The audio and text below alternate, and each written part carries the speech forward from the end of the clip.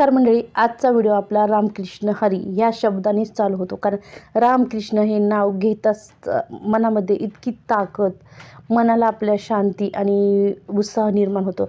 त्याचबरोबर आम्ही आलोय पालखीचं दर्शन करण्यासाठी, पण आम्हाला खूप गर्दी असल्यामुळे आणि वरून पाऊस पडत असल्यामुळे आम्हाला दर्शन काही भेटलं नाही. आम्ही बाहेरून पालखीचं दर्शन घेतलं.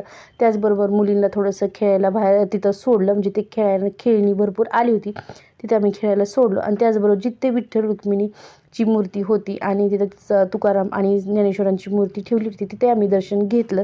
त्याचबरोबर परत लक्ष्मण सीता यांची पण आम्ही दर्शन घेतलं. तुम्ही बघू शकता वारकरी समुदाय खूप मोठ्या प्रमाणात होता.